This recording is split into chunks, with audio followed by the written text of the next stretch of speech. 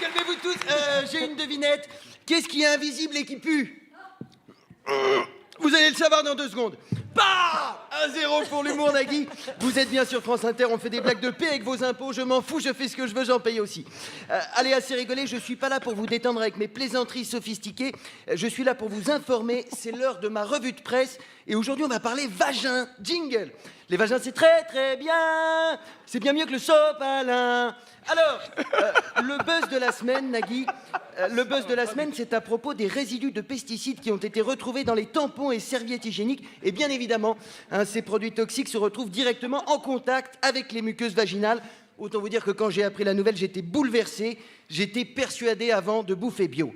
Alors, parmi la liste des produits chimiques, figurez-vous qu'on trouve du désherbant. Alors l'avantage, c'est qu'on n'a plus besoin de s'épiler, bien entendu.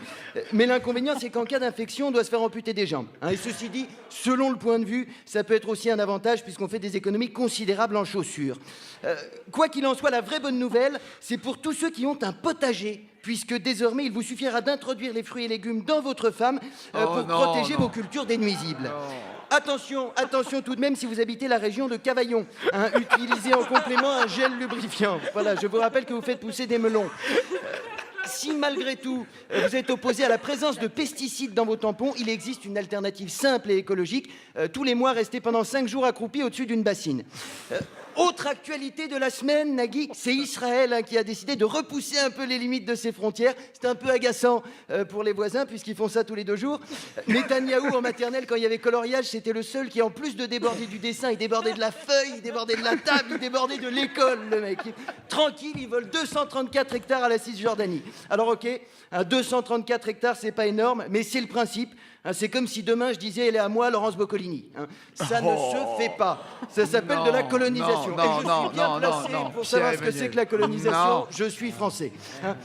Alors, évidemment, l'ONU est furieux. Il hésite encore sur la sanction, mais ça va chier. Apparemment, au prochain G20, il pense asseoir Netanyahou à côté de la fenêtre pour qu'il ait froid aux pieds. Bah, bien fait. Foi, vilain, caca Netanyahou. Alors, que vont faire les Israéliens de ces 234 hectares?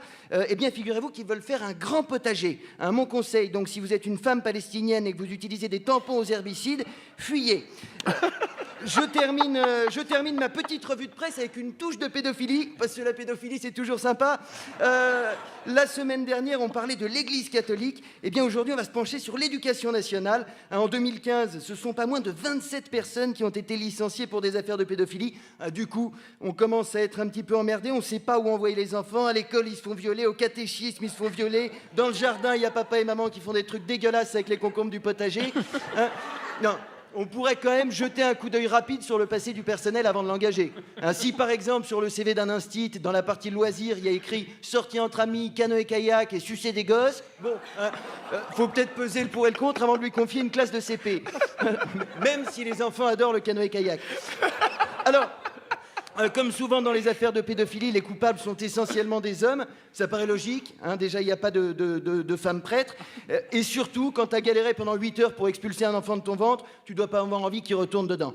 La semaine prochaine, on parlera des attentats à Ankara, un bilan terrible, près de 40 morts, des corps déchiquetés, des scènes de guerre dans la capitale.